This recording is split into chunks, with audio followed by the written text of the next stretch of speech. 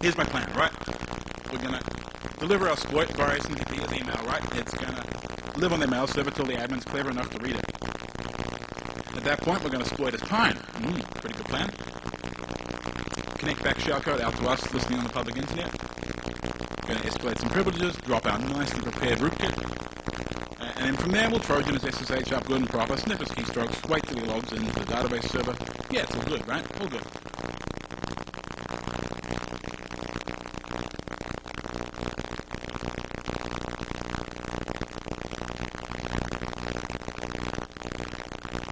Those didn't look like email addresses when I wrote it.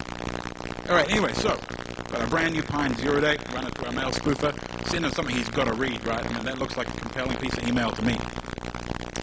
And we fire up our netcap, and we hang around. You notice for convenience that's on port 1337 instead of 443, but never mind. And look at that shell, right? Pine split worked perfectly. Yep. You are the admin? Yeah, he's a clever man, nice username. Oh shit, where does Pine go? Nah. Look, damn thing dropped call, right? He's probably going to notice that. He's sitting there using his Pine, bam, all gone. Shit.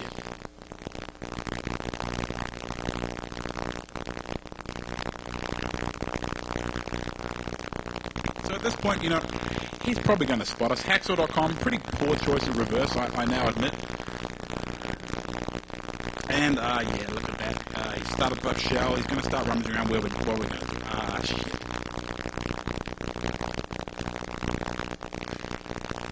So right about now, if you're a clever man, you know, if you're a wise man, it's time to drop carrier, right? Plus, ADH naught, just get the hell out of here, right? Things have gone horribly wrong. Ooh. Apparently pear-shaped doesn't translate well into North American English, you know, terribly sorry about that. But yeah, did you see that in the PS output back there?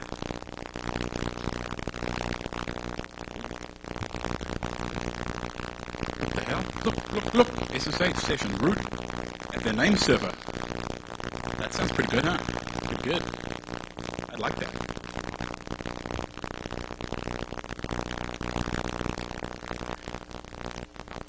If I drop carrier now, right?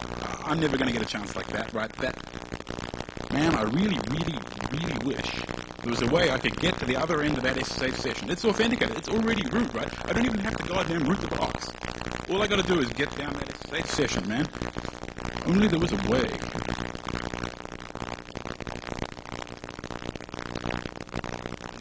Like fucking duh, there is. Which is why I'm standing here. So, yeah, I smack a few magic keystrokes, a little bit of this, a little bit of that, and bang. Bangity bang bang. SSH Jack.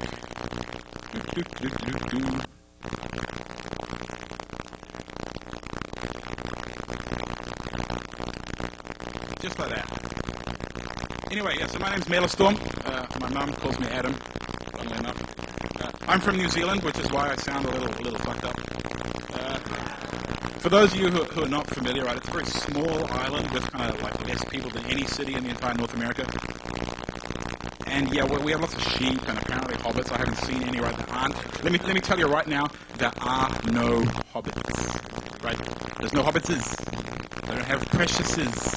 They don't exist. You sad Tolkien fanboys. So I work for a Linux integrator. I don't actually do much security for a living, so I'm kind of here in a personal capacity, which is why I can say fuck.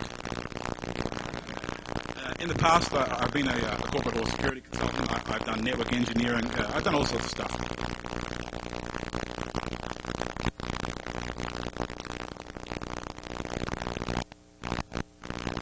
So right. What the fuck did we just do, right? We saw ourselves a pretty classic intrusion, right? Slightly different modus operandi than you're probably used to, right? Server boxes was pretty well secured. Instead of attacking the server directly, I decided that the best way to do it is to attack the admin's desktop and then from there to the server. Because desktops, right? I mean, Linux desktops, just as much as Windows desktops, there's a whole bunch of complexity, right? We don't have clipping, but we do have, you know, lots of candy and enlightenment and things that make your desktop look real pretty. And all that complexity, all that kind of intellectual candy floss that's there to just rot your brain, right? That's where all the bugs are. So I want to root up someone's big Linux server, right? I'm not going to go after the server. It's got intrusion detection all over the place and intrusion prevention like it works. I'm going to go attack the desktops, right? That's where it's at. And certainly people who have Linux desktops, right? They're real geeky. They have glasses and long hair and Unix beards and shit, right? And they look after all the good stuff. So that's where you're going to go. But sometimes, right? Sometimes you're not perfect, right? Things go wrong. In that particular case, we got busted, we dropped core, he's going to notice.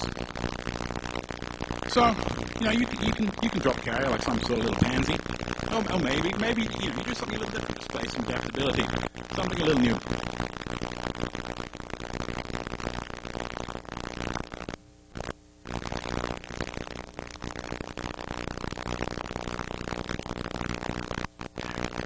So what are we doing, right?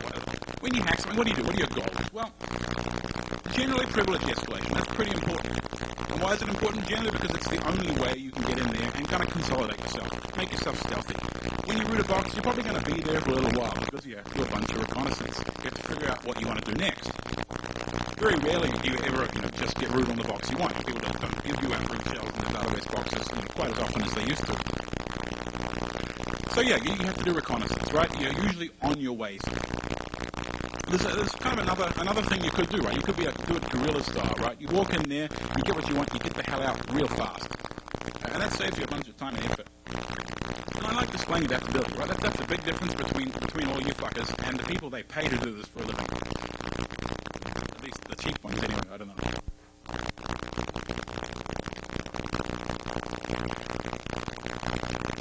So this is just a really big name for rooting other stuff instead of the stuff you got. Cross-host privilege escalation, right? So privilege escalation is pretty normal. You have a user account, you want to get some root. That's good. I think root on another box is just as good as root on this box most of the time, right? And local root, it can be a distraction. You're on your way to somewhere. You don't have time to sit around and root kit a box up good and proper. Local vulnerabilities are easy to exploit often, right? We have a lot more information, what specific versions, stack layout. We know what we're getting ourselves into. And it can be kind of tempting to sit around and escalate your privileges because you feel good about it, right? You're achieving something, you see the little hash pop out, it's all good, right? You feel good about yourself. And easy is good, I like easy, but what if there was something easier than local privilege escalation?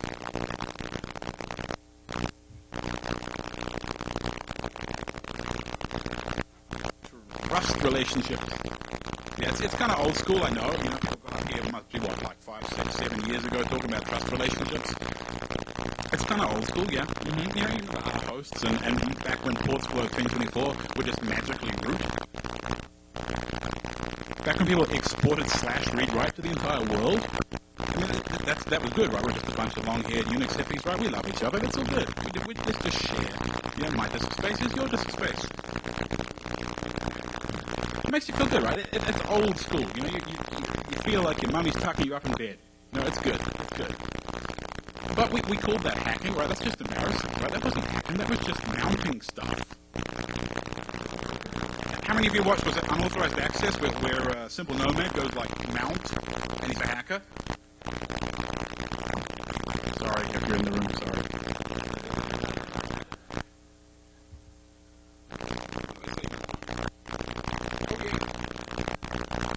And that's my favorite thing about trust relationships. Instant gratification, right? You turn up, there's a trust relationship between hosts, right? It's like Christmas. It's good. Right now, you get root on another box, or shell on another box. It's great, right? It makes you feel really good.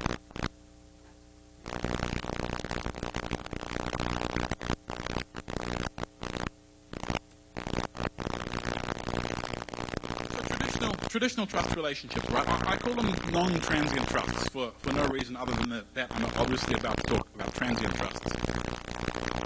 So that's what I'm calling traditional kind of fixed trusts. Things like outposts, things like SSH key-based trusts. They're trust relationships that exist kind of as stored authentication credentials, what Bruce and I would probably call one-factor authentication. Or it can be authentication based on properties of the connection, the source address, the port being below 1024, that sort of thing, right? That's your traditional run-of-the-mill garden trust relationship.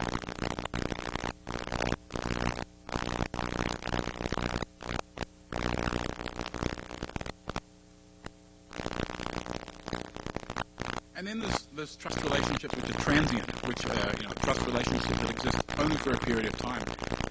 And generally the most interesting class of those is post-authentication connections. Once you've initially carried out your authentication, the remainder of that session is effectively a transient trust relationship between the hosts.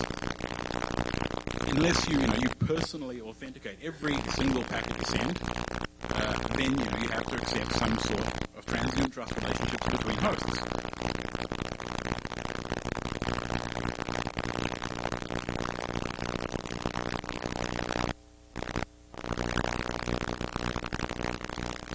We're going to look at a couple of methods, of the traditional methods for exploiting trust and transient trust relationships. And to do so, I picked a couple of metrics just out of the air, right? How easy it's going to be to do it, how sneaky it is, how stealthy, how close to right the fuck now you can do it, and an overall kind of feeling of feasibility, right? Because an attack's no use if you're only going to be able to use it one time in 100. So yeah, we're going to evaluate them, and for the purposes of this, we're just going to assume that we've got a non-root shell on a box.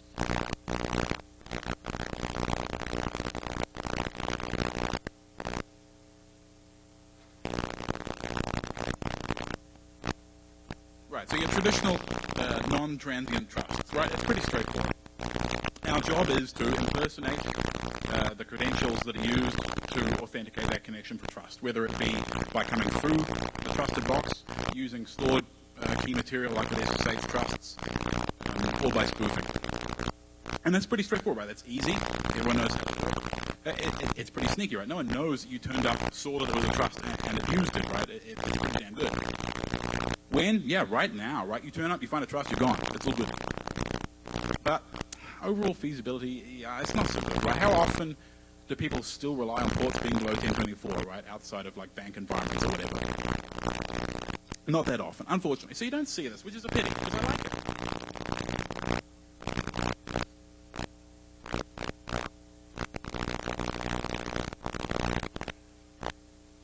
Right, the other interesting way to attack a transient trust relationship, the traditional way of doing it, if you will, is the keylog, right? So during authentication, you log the user's input, either by trojaning SSH, having it listen to your keystrokes, or by logging it from a keyboard with a hardware keylog, or whatever the hell, right? Even shoulder surfing, right? Something old school like that. So you steal the credentials, and then later on, you reuse them for your own good.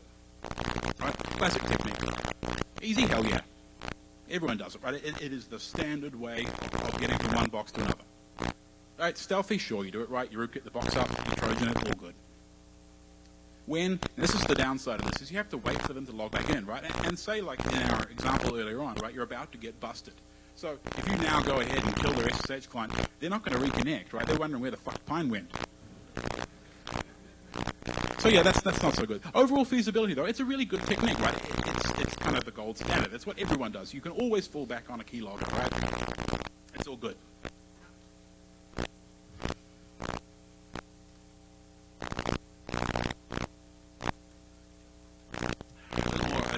Greatest man in the middle, right? Similar sort of thing, except that we impersonate the server to the client and the client to the server. We sit in the middle, we grab the authentication credentials. Optionally, if it's encrypted, we have to perform a bit of jiggery pokey with fake certificates, fake host keys, that sort of thing. And then later on, we can either sniff their connection, see what they're doing, and if we're feeling particularly nasty, we can take it over. Now, the downside of that is, of course, the user's probably going to notice. So ease, yeah, it's a relatively well understood sort of thing. It's not wildly complicated. The downside is, as people deploy PKI systems, or at least look at their host keys, which I hope you do, it's not so good. Stealthy, yeah, same thing, right? SSH pops up huge, humongous warnings saying, oh look, someone has messed with your host key. It might be bad. When, same problem, right? We have to wait until authentication time to do it. But overall feasibility, yes, it's okay, right? We can do this occasionally. Mm-hmm.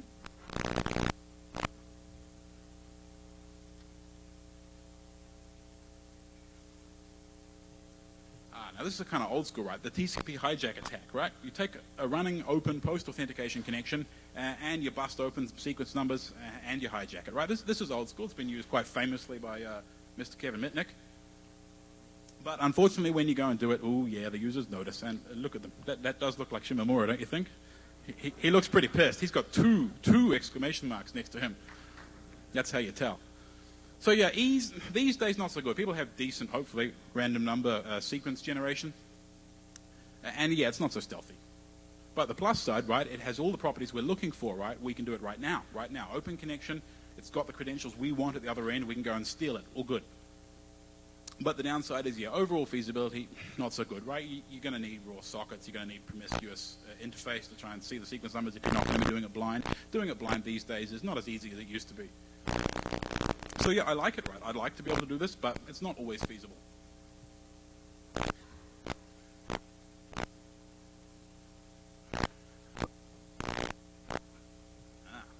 But this is the fun one. So, after we've authenticated the session, we turn up on the user's box and we sneak down their running connection from inside their box. And they don't notice. That sounds easy. It is. It sounds stealthy. It is. It sounds like you could do it right now. And is it feasible? Well, the code's on your CD.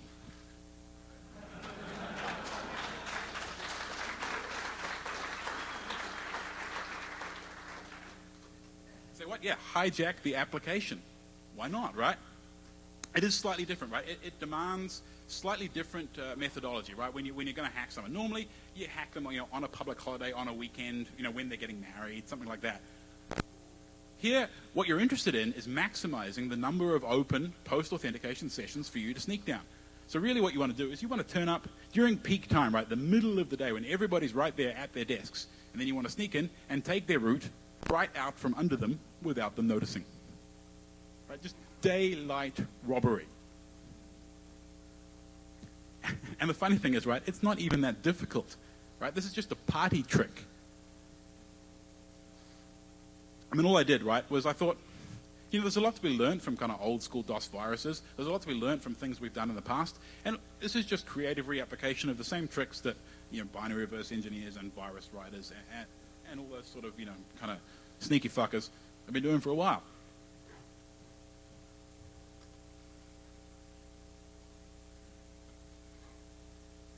So I took those numbers that I just pulled out of my ass earlier on, and I put them on a graph to make it kind of look legitimate. And as this graph clearly demonstrates, right, my technique is wildly better than everything except classic trust relationships, which you'd have to be a retard to deploy, right? I mean, seriously. So yeah, I graphed them, and really the conclusion from this graph is that transient trust relationships, exploiting them, is almost as much fun and as easy as exploiting traditional trust relationships.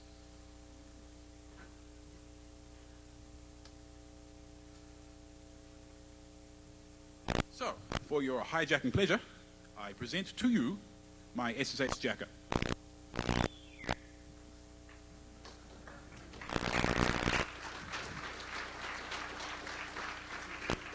It doesn't actually look like that, right? You don't need to clap. It looks different. It looks like a script and stuff. So yeah, it's a Python script, which, when pointed at an SSH session, gives you a shell out the other end, just like that. So we're going to talk about briefly how it works, a few kind of implementation details, but nitty-gritty stuff, so you can do it yourself. And then we're going to diverge briefly into considering anti-forensics whilst implementing and using it. And then there'll be like one slide of mitigation, just the responsible bit of the talk. And then, so yeah, we'll talk about a few other bits and pieces that you might have up your sleeves or I might have up mine.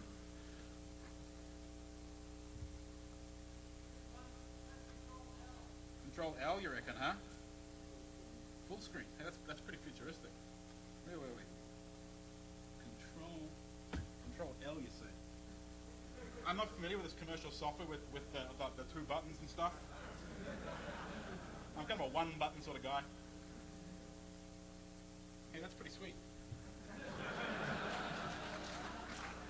Hey man, I just hack your network, right? I don't do presentations. So yeah, SSH, right? For those of you who aren't familiar, which probably isn't anybody, I guess, SSH provides this virtual channel metaphor, right? Effectively, SSH provides a multiplexed transport, right? You can run multiple sessions across a single encrypted TCP pipe. right? And it provides a number of useful things for you to connect to those sessions. The typical ones you'll see is your TTY. Apparently that's pronounced titty, I'm not sure.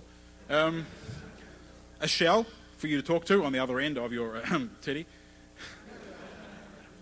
And of course, TCP sockets is the other thing we normally shunt around, X connections, that sort of thing, things over TCP. People are quite familiar with that. So what we're trying to do here, of course, is we want to be able to take the user session away from him and use his credentials, but we don't want him to notice, right? And this sort of virtual channel metaphor is exactly what we're looking for.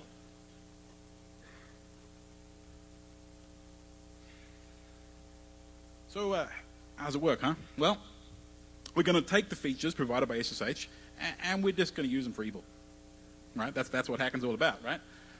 So what we do is we ask for a second shell. We say, hey, server, I'm Bob, I'm authenticated. You saw that earlier, right? I gave you my password. I'm good, right? You want to give me another shell? Mm-hmm. I can go another one, maybe two. And then we're going to glue it to the hacker. Give him a socket. Connect it up. Oh, look, a shell, just like that.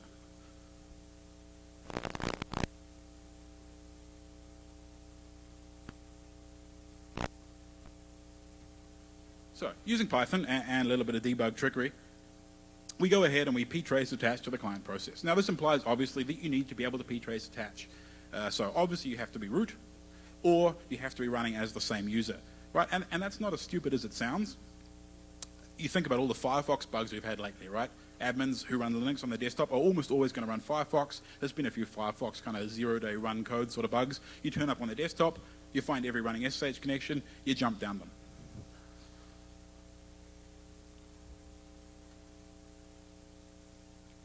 And then we just rummage around, and we find ourselves the virtual channel setup code, SSH session to open, if you're wondering. All right, and then we just go ahead and patch it. So instead of talking to the user, it talks to us.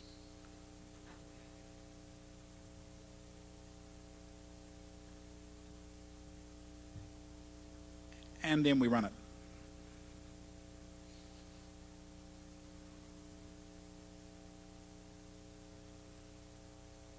And then we just put everything back like nothing ever happened, except that the shell just popped out my netcat.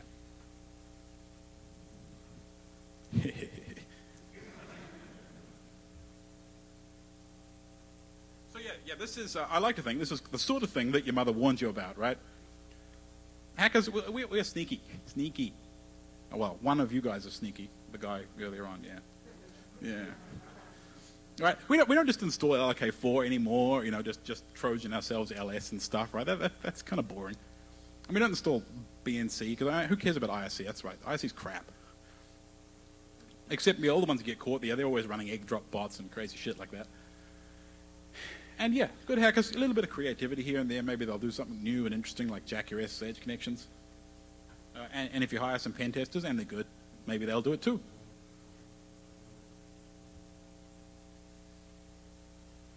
So all we're really doing here, it's just automated debugging, right? It's not crazy, it's not rocket science, right? And of course, if you give me a debugger and one of your processes that happens to be doing something important, of course I can fuck with it, right? That's normal, that's what debuggers do. And humans with debuggers can do sneaky things. But what we really want is we want to automate it, right?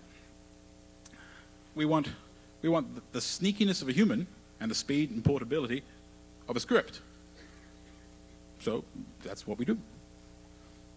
So we're using Python, we're using GDB, gluing them together, and we've come up with effectively an automated debugging toolkit.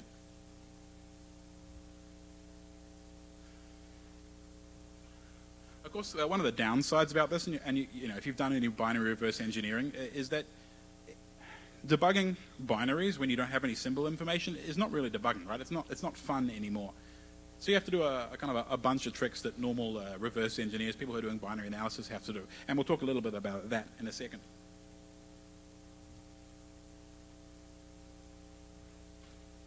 So yeah, the nitty-gritty implementation details, right? A little bit about Python, about GDMI. One of the things we have to do is we have to find a safe place that we're going to stop the program and kind of mess with its execution flow, because obviously we can't just go wildly executing code in its memory space and hope it's going to work. And then we have to find the code we're going to run. We have to execute that code. Oh, we have to inject some code there first, obviously. And then we have to put it all back again. And of course, what I'm discussing is in specific reference to my SSH jacker, but it's equally applicable to anything that you're doing this sort of stuff to. And we'll talk about a few of the other interesting things you could do later.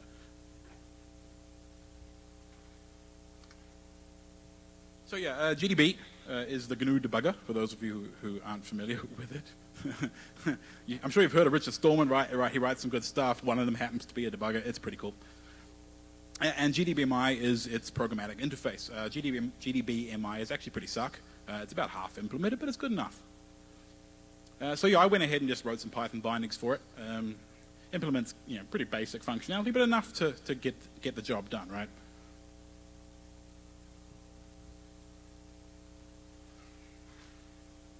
So the SSH client, as you normally use it, is single-threaded, right? It doesn't expect to be running other code in the middle of other code. So yeah, and there's all sorts of kind of nasty global data structures and arrays of function pointers and shit like that, right? So we have to be a little careful about what we're doing. It's also completely asynchronous. So for example, when we ask for that virtual channel, it doesn't get set up right there. It goes in a queue with a list of packets that have to be sent to set it up, and there's a whole kind of state machine that models how the SSH client interacts with the server. So we have to be kind of careful. So we have to find the safe place where we can run our code. And what you're aiming for in the choice of a safe place is really minimal deviation from the normal operation of the code. And funnily enough, right, that happens to be in the middle of the main line, of course, around the select call, because that's where everything branches from. So we read the find source, I find the select call, I decide that's probably a good place. So we ptrace attach, we stop the process, we drop a breakpoint in that safe place, and we let it run until it comes back. Just like that.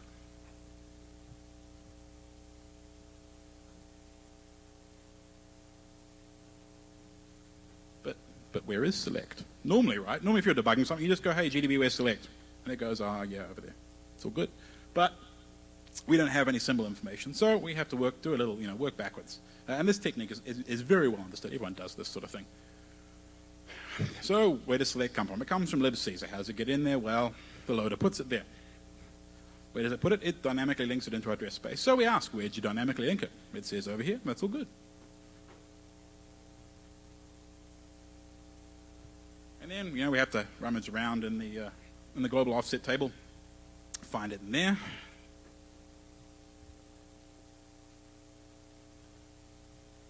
The ELF procedure linkage table, another exciting piece of the ELF format.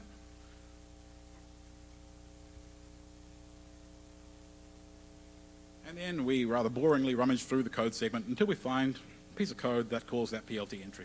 In this case, actually, it's quite easy because there is only one call to select in the whole damn binary. So we can put a breakpoint right in the middle of the ELF PLT. Save me a step. Nice.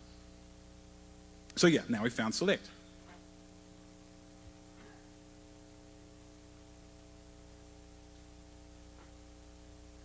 So where are we going to put our evil code? Well, we're going to go and patch SSH session 2 open, which is a piece of code responsible for setting up a new virtual channel and asking the server to connect something to the end, be it a TCP socket, or in our case, a shell. Still no debug symbols, of course. Fortunately for us, there's a unique error string in there. It happens to bitch about the dupe failing, and that's the only occurrence of that string in the binary. So we rummage around, we find it in the read-only data section,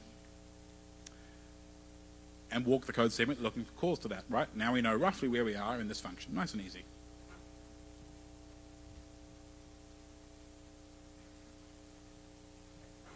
So yeah, the evil code itself, right, it's going to overwrite the first half of the virtual channel setup code.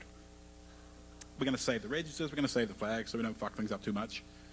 And then basically we're going to inject, it's shellcode, right? It looks like shellcode, same sort of thing, right? We're going to call socket, we're going to call connect, we're going to connect it back to wherever we happen to be listening, and then we're going to substitute it for the file handles that it's expecting to be a normal Unix TTY. I like Unix, that's cool. Let's see you do that in Windows where your WinSock sockets are different from your file. Jesus. And then we're going to leave the registers set up just right so that the second half of the function runs perfectly. And for really no good reason at all, I'm using libc calls instead of kernel syscalls, which I could, but just, a bit of variety. Sick of kernel syscalls, very boring.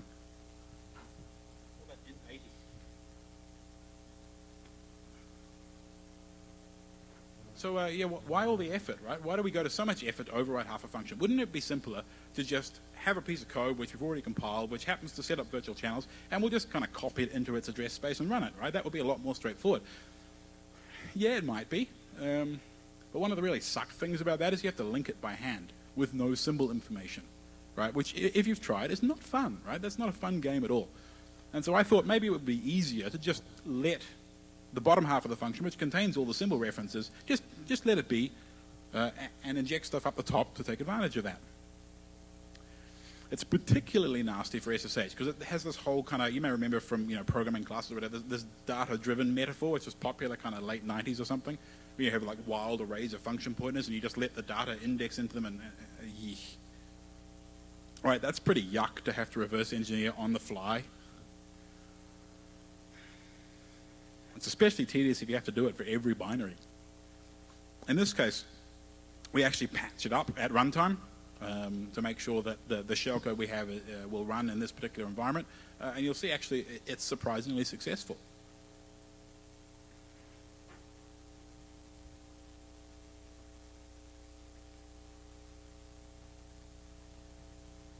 So what do? Well, we work backwards from that unique dupe error message we found. We find the appropriate place at the top of the function. We just kind of walk up until we see a function preamble.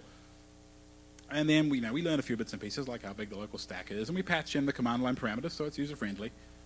And a few other bits and pieces that we discovered as we were doing our thing. And now we have a nice little piece of evil.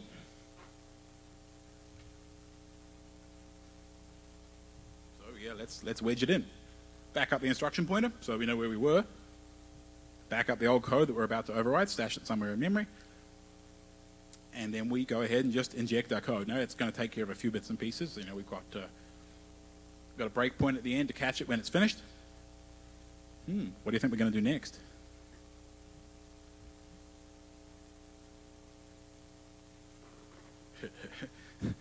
That guy over there, right? He's busy. He's playing Hunt the Wumpus, right? He's just doing his job. Right, that Wumpus, it's still going to kill him. And we got ourselves a shell. Just like that, transparent, like the user doesn't even notice, right? He sits there running something interactive, shell pops out from underneath him, and he doesn't even notice. Sucks for him, huh?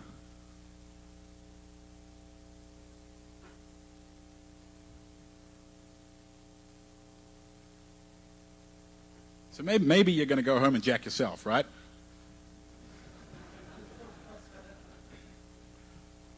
So what are you going to do? How are you going to do it? How are you guys going to go home and hijack yourself some action?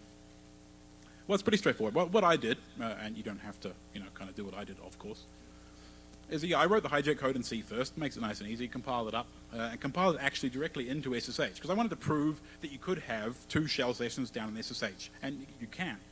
So yeah, I hooked it up to like a magic keystroke in the, you smack the escape tilde or whatever the hell it is, right, and bring up the command prompt, and I typed in, open me a shell, please, and it gave me one, right, just to prove the point. And then, of course, the compiler had conveniently generated most of my shellcode for me. Gee, that was so hard. Glad I bought the book.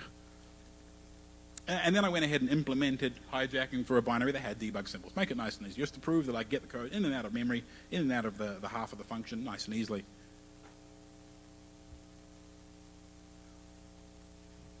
And then the really suck bit, which is you build a list of symbols you're going to need to find, and you come up with a strategy to find them, and then you actually have to go ahead and write code to do it.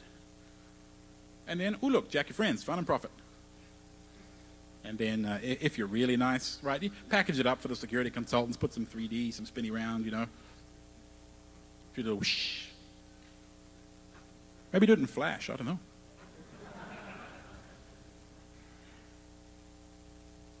Right, a few bits and pieces, right, the things that didn't fit in elsewhere. Think about how much you use SSH, right? You use it for SCP, you use it for CVS, you pipe stuff over SSH all the time. You have backup push, you have some CPIO or your AFIO or whatever other home roll backup solution you're using on Unix because you can't find a decent one. Yeah, it gets around, right? There's a lot of it. And yeah, this does work over SCP, and yeah, it does work over stuff over SSH. There's a few little wrinkles, but it works just fine. Actually, the code on your CD doesn't work just fine. The stuff I have right now does. And it'll be on, I guess, on blackhat.com or DEF CON or wherever they put this stuff after I've finished. But yeah, so yeah, it does. It jacks SCP just fine. You'll notice in the client, right, you can hit tilde and then I think it's hash or something, and it brings up a list of the open virtual channels you have. Does it show up in that list? Yeah, it does actually. How many of you knew you could list the virtual channels open with tilde and hash? One. Horns. Thank you. But of course that's the client that's listing it, so you want to go patch that? Sure, no problem. And what happens when they log out? Well, anyone who's used port forwarding, right? You know what happens when you've got an open shell. You've got a port forward as well. You're using the port forward to look at goat porn or whatever, right? And you log out, right? You haven't finished looking at the goat porn. The connection stays open. Great. Well, same thing happens here. So you're SCPing. Your SCP takes 30 seconds. I happen to catch it in time, run a shell over it. Your SCP will stay running once it's finished copying, so that I can do some hacking, play Hunt the Wumpus. And how well does it work? Well, at the moment. Any OpenSSH 3 it should work on. It's known to work on the out-of-the-box Debian Sarge, RHEL 3, RH9. It works on Slackware as well, 9.1. It doesn't work on SUSE because their compiler is just retarded. I work with a guy who used to work at SUSE on their AMD 64 stuff, and they got paid by AMD to write loads of extra optimizations for AMD 64, and then they went and backported them over to Intel, and now the compiler just generates code that's so wildly broken. Right? I look at it, right? I cannot believe it even executes. Right? I've seen it miscompile like really basic stuff. Anyway, so it doesn't work on SUSE, right?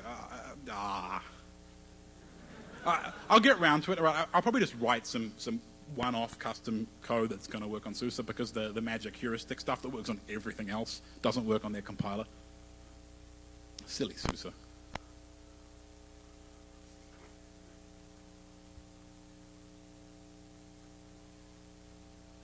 It's also worth mentioning, I guess, Python 2.2, 2.3, 2.4 it's known to work with. 2.1 it ought to work, but I haven't tested on 2.1. Anything older than that, you probably, there's a few bits and pieces that are broken. GDB, I haven't noticed any version it doesn't work with yet. It's a pretty straightforward text interface. Now, if you'll indulge me, a brief tangent into anti-forensics. Now, those of you who were at Black Hat or RuxCon last year may have seen the Grugs talk on anti-forensic stuff. I don't know if he was doing it at DEF CON. Was he? No. It's very interesting, right? I saw it at RuxCon 2 years ago, or a year and a half ago, and he has a number of very interesting things to say about anti-forensics. And of course, when you're attacking systems like this, right, in the middle of the day, or when everyone's using them, it assumes that you're taking pretty basic anti-forensic precautions. You don't want to leave too many trails. So yeah, I'm going to talk just a brief, very brief overview of anti-forensic technique, and then how I've implemented it successfully and unsuccessfully in some places when I was using and writing the SSH jacket. So yeah, the most important thing is don't put anything on disk. Do it all in memory, right? Memory goes away when they reboot the box. Right, there's nothing on disk, there's no tripwire, there's nothing for them to look at with Encase or whatever other expensive kind of forensic products they're using. Suck if you get swapped out the disk, no well. But really, you want to try and keep everything in memory only. Use local tools, right? These are Turing-complete machines. You can write your exploit code in whatever's available, right? If you have to write a port scanner in awk, do it, right? Right? If it has a Perl interpreter, great, use that. Right? If it has a Python interpreter, use that. If you're good, right, you turn up, you find what's there, and you write your tools on the spot. That way you don't have to go and wget magic hacksaw tarball.tar.gz from hacksaw.com, right, which is a real fucking giveaway. You don't want them to know what you did. And yeah, try not to make new network connections, right? You don't want anything for their intrusion detection or cough prevention systems to spot. And you don't want them sniffing your traffic and kind of replaying it later and figuring out what the hell you did. So yeah, reuse your existing connection, hide in plain sight, use encryption.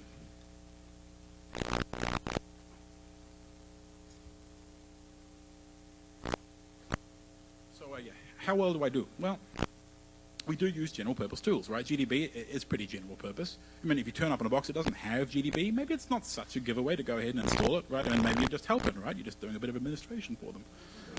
Some of the best run Windows boxes I've seen are admin by Russian hackers. Remotely, right? They don't even have to go on site to reboot it. How nice. So yeah, we do. We use general purpose tools. We use the Python interpreter, we use GDB. That's nice. SSH is encrypted, so the packet loads, not much use.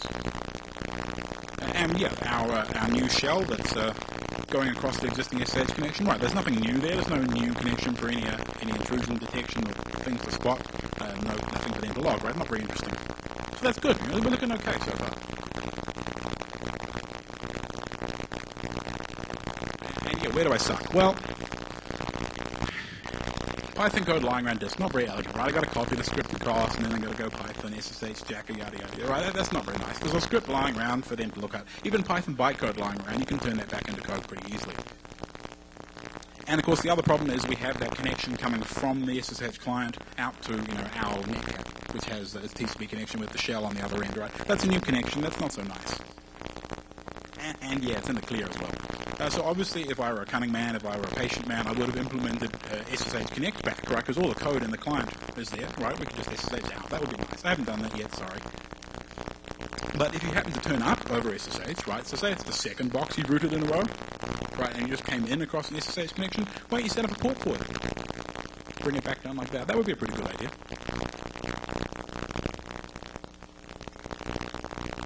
So let's not leave our scripts lying around on disk. How about we just go ahead and load that Python directly into memory? All good, right? So let's just run up a Python interpreter, ask it to read from standard in, and execute it. And then locally, we'll take our Python script that we want to run remotely, we'll compile it up, we'll turn it into bytecode, we'll compress it in base64, we'll send it across the wire, maybe with a little loader at the other end to unpack it and run it. And then send it across your shell. That's all good, right? Nothing on disk. That sounds straightforward to anybody? That's pretty straightforward to me, right? It's just 3 lines right there, and then a little bit of jiggery pokery.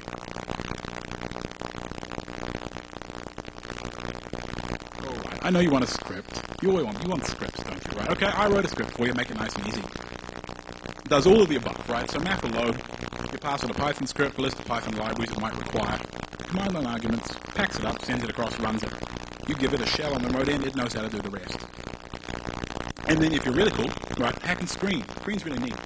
Screen is terminal multiplexer, right? You must know screen. Does anyone not know what screen is, right? Sorry. Terribly sorry, apologize. Screen has this really cool feature called bang. It'll run a local command, and then there's a bunch of other options, but it will inject the output of that local command into your remote session. So I sit there on screen, I go Control A, and the screen escape sequence. I go bang, bang, bang, bang, bang, bang. Map a load, SSH jack, process ID, destination host and port, and it runs it on the remote machine, just like I was there. It's pretty cool, right? You can almost forget you're running it remotely. And obviously for your convenience, that's on the CD.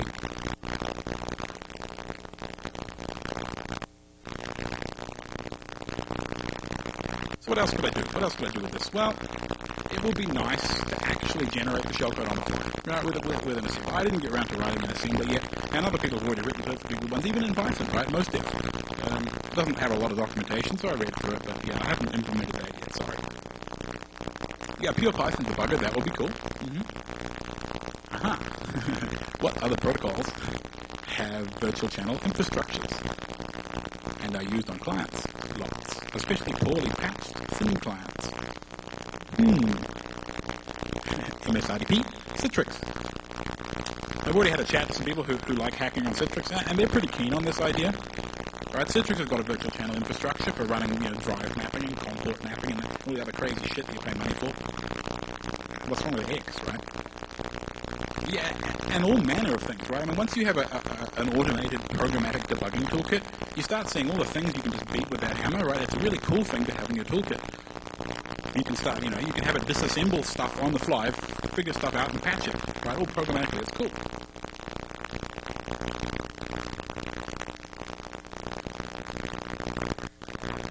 Right, now being as it is that, I'm obviously some sort of long hair, right? And I'm from the Antipodes, I'm not very fashionable, right? I'm kind of stuck in the 80s and shit, right? So, I'm not sure if this is still fashionable, right? Because blaming Theo for everything, is that still fashionable? Yeah, okay.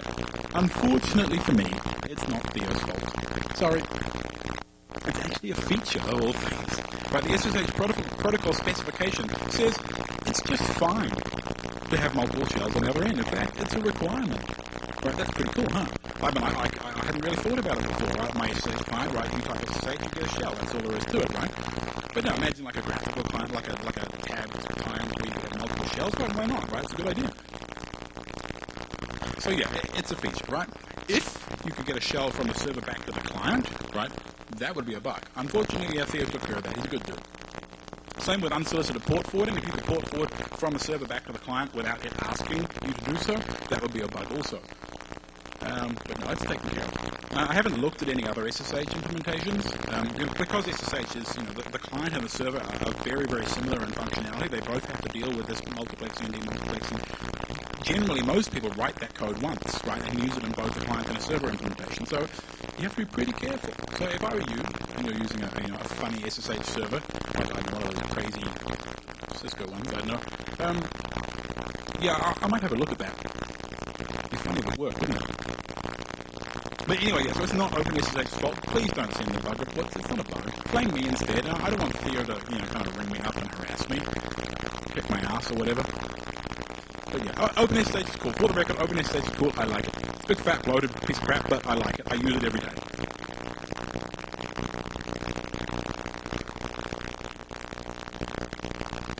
Right, mitigation technique. Responsible slide right here. Don't get rooted. Nice and easy. You could, if you were cunning, patch ptrace maybe, so you couldn't do it as a user. I mean, that would work, I suppose. There's patches around to do that already. One of the things that's not on there is you could, the SSH agent, they try to prevent this attack by making it set GID. I don't know that making your SSH client set GID is a good idea. I mean, there's probably all sorts of other things that will go horribly wrong if you did that. One of the most important things that you can actually do to help yourself is if you're running trust relationships using keys between hosts. There's a bunch of tools you can use to restrict what those keys can be used for. You can restrict what commands are executed. You can restrict whether port forwarding is allowed. You can restrict X forwarding, all that sort of thing. Use it, really do. Oh yeah, and then Steve Gibson, he had some really good ideas about those raw sockets. Right there, they're bad. So are debuggers. I think we should get him in charge of the anti-debugger movement.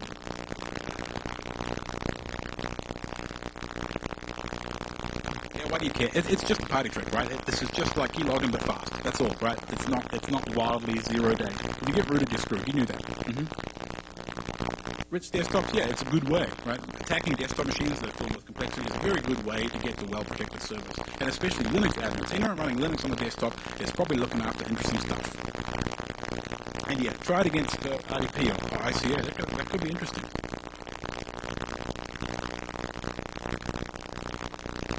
Mad greets. There's not much of a scene in New Zealand. There's only a few of us. We all drink beer. We sit around 2 tables, the whole scene. But yeah, I thought I'd better say hi to them.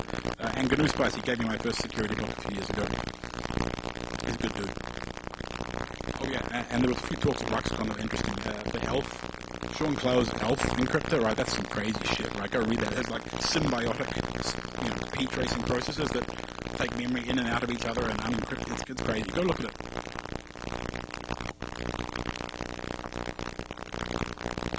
Apparently I'm out of time, so you don't get to shred me. Sorry. There was also a demo, but I'm getting the death signal. So if you want to see a demo, come see me afterwards. We'll do it on a box that doesn't look like a screensaver. Alright, thank you guys.